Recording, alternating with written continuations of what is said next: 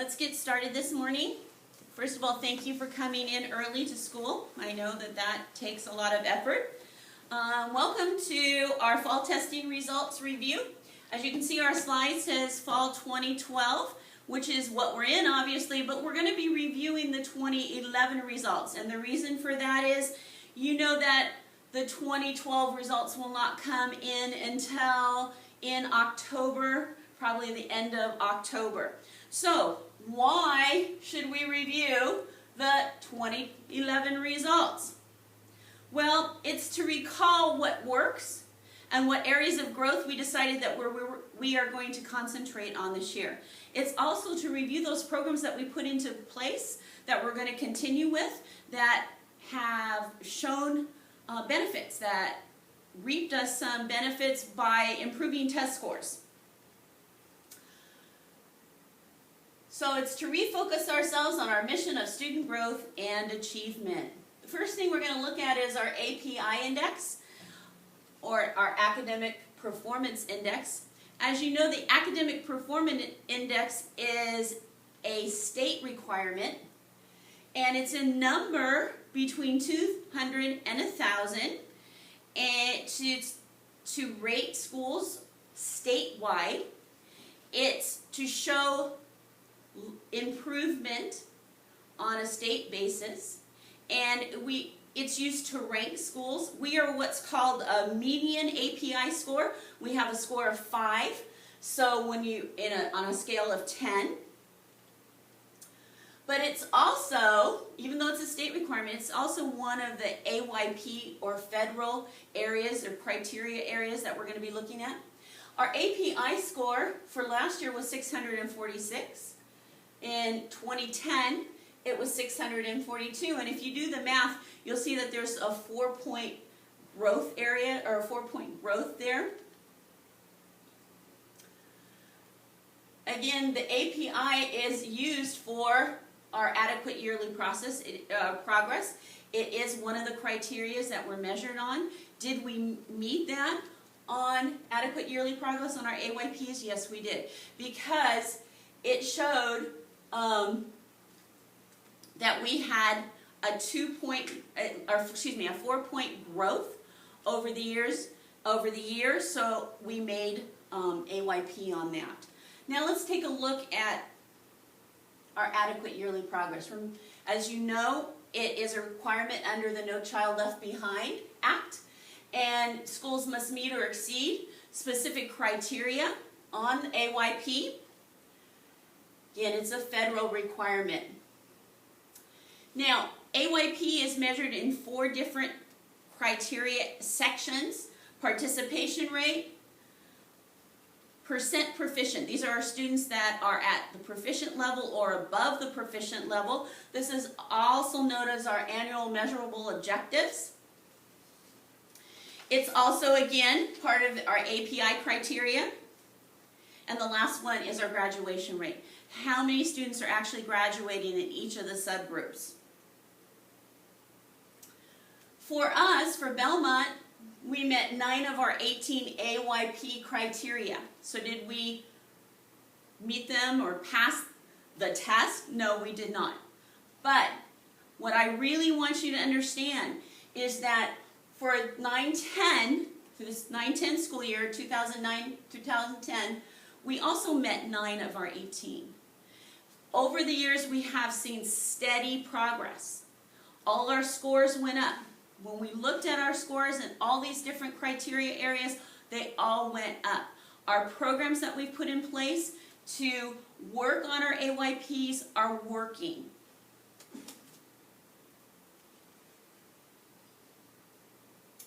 So let's first start looking at our participation rate.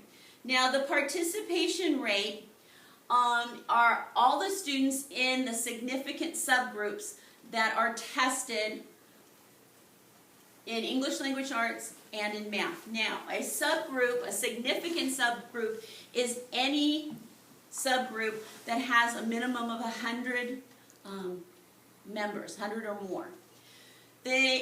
On your AYP results, they also give you any other subgroup that has at least 13 individuals in that subgroup, you do get those score breakdown.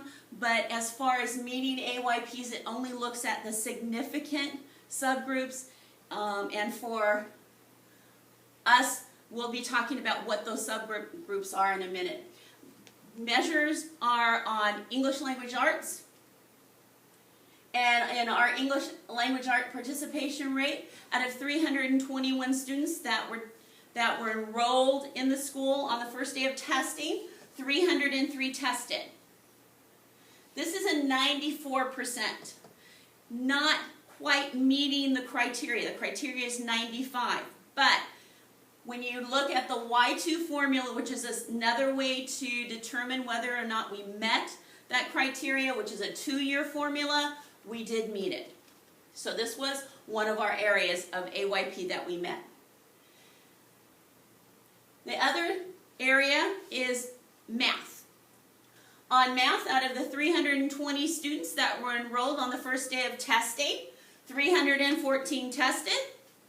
That was a 98 percentile. We met that criteria. Okay, our significant subgroups, these are our subgroups that have at least 100 members, are Hispanic or Latino, socioeconomic and disadvantaged, and our English learners. These are our significant subgroups. You'll see that each one of these met the 94% participation rate for significant subgroups.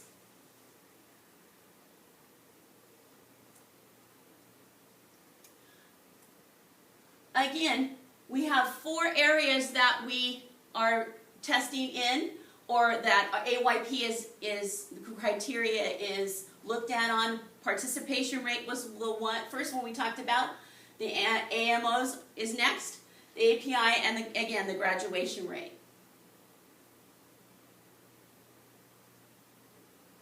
These are our non-significant subgroups.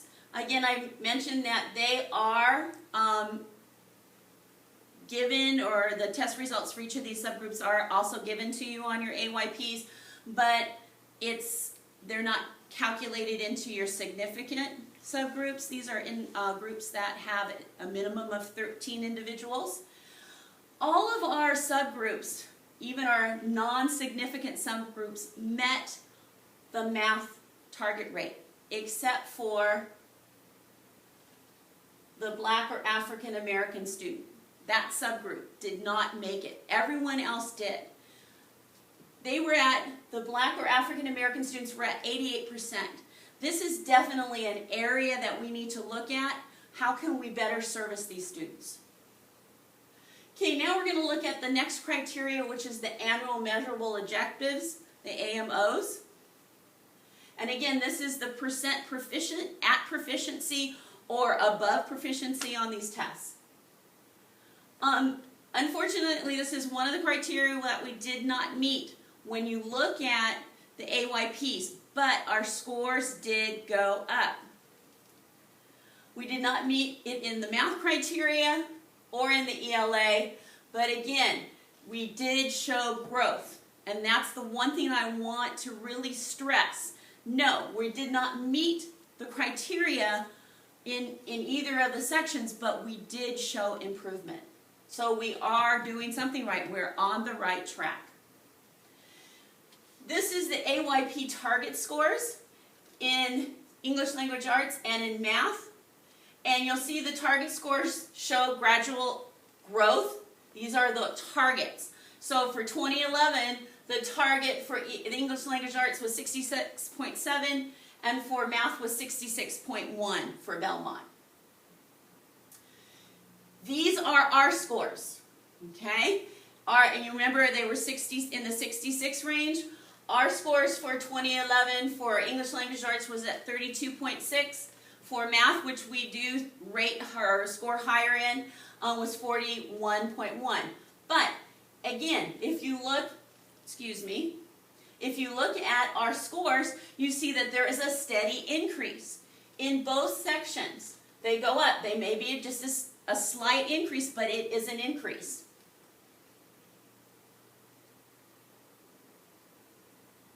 Okay, on to our next section, which is graduation rate. Again, these are our graduation rates. For 2011, it was 44.26. To meet the AYP graduation rate, you had to be at 90%. We had 471 graduates in 2011. To make this target, we needed 424 to graduate. Unfortunately, we were at 201. So again, this is definitely an area of growth for Belmont, something that we have to really look at. Why do our students not complete and graduate? Now, again, our numbers are increasing. Our subgroups are improving. Project improvement programs are working. We are in project improvement. We have been in project improvement for many years. You know that. But again, we are showing improvement.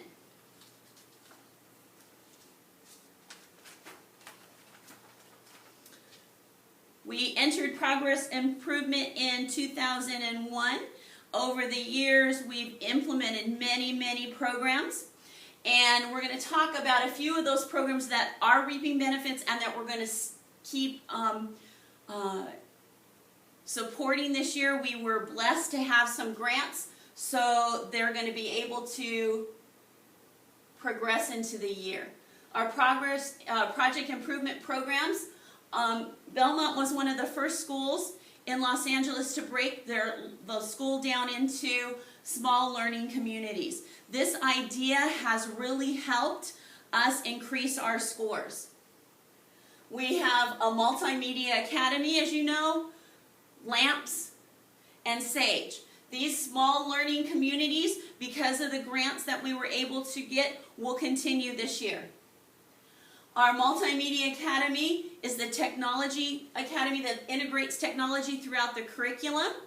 It has a variety of offerings for courses, and the students are really enjoying this. We have many positive remarks from the parents that this is something that their students are really enjoying, and that some of our students who were not, did not have real positive attendance rates because of these small learning communities, especially the Multimedia Academy, that area has improved for them.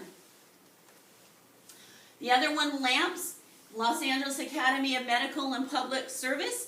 Again, a very rigorous curricular offerings, but it's all about service. Service to community, it builds self-reliance, it's college preparatory. All of these small learning communities are college preparatory, and this one is college preparatory in the area of medical and public service careers. SAGE is our last small learning community, and again, because of the grants that we obtained, will continue this year. This is the Science, Art, and Green Engineering small learning community. Again, their push is to be agents of change for their community and beyond. This looks at engineering, automotive technology, and drafting. I thought it would be fun to see some of the careers that I have gone through and actually see graduates have gotten information that our graduates are working in. Many of these careers because of these small learning communities. So yes, our scores are not meeting all of our AYP criteria, but we are making a benefit. You see some of the careers where some of our past graduates are now part of. Increasing graduation rates. Well, we're going to, again this year, make sure that all parents have individual graduation plans. Starting in the 9th grade, parents meet and devise these individual graduation plans. They meet yearly with counselors to go over these plans, see what classes are needed, what are the students' goals, what are the parents' ideas of college for their students. And when they get closer to graduation, actually meeting with college counselors. We want to make sure that parents know and that the students know that college is a viable option for every one of them.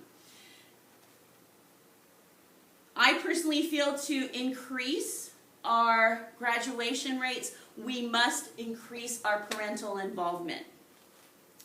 So we need to provide more and more opportunities for parents. We here at Belmont try and give our parents a lot of different avenues where they can participate, but I challenge every one of you, we all need to find new and inventive avenues for all of our parents.